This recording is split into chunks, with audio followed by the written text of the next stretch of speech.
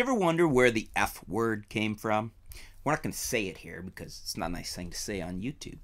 But the F word, that four-letter word that, everybody's probably said at least once at some point in their life when they need an expletive, or maybe they're talking dirty about the opposite sex and the sexual act, the act of sex.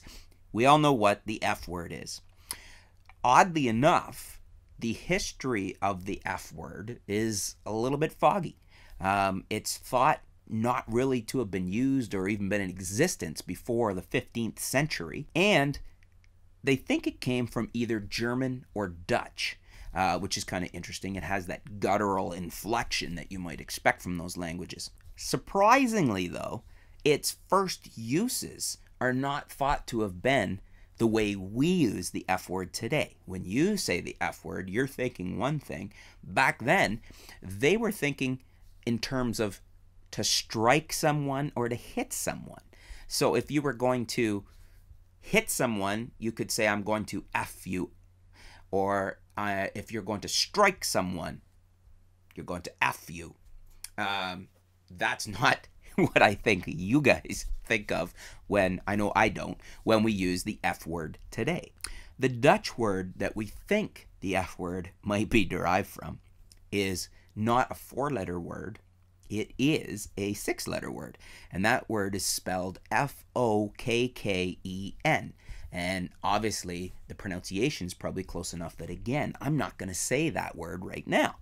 Same with the German word. Starts with an F, ends with an E, and has four letters in between, and sounds pretty familiar to the way you would say the F word today. The Norwegian word F-U-K-K-A also traces back to that, as does the Swedish word F-O-K-K-A.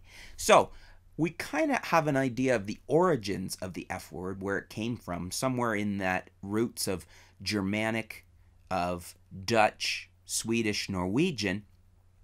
We know that it wasn't originally meant to indicate the sexual act or the act of sex that we think it is today. It was actually to strike someone or to hit someone is what you would use the word in reference to. And we don't really know when it flipped so that it was referring to what we think of it in modern times as far as the sexual act or just as a swear word in terms of that.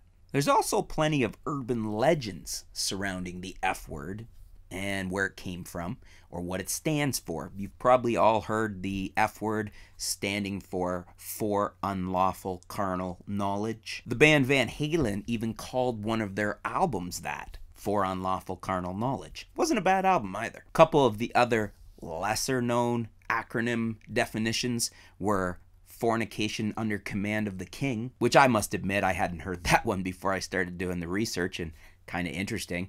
Could you imagine being able to claim that you were fornicating because your king told you so? It's kind of a different take on it. And the other one we came up with was false use of carnal knowledge. I'm not even sure what that means or how you would use that or what that pertains to. So that's kind of interesting. But we're left with still the kind of mystery around the F word. And I mean, we have a sense now of its origins in the Germanic, in the Dutch, whatnot. But when do we start using it in the sense that we do today to mean what we do? It's an interesting question and one that we may never have an answer to. If you've got the answer, feel free to leave it in the comments below. We'd love to know. Thanks for tuning in. Stay tuned. We'll be back soon.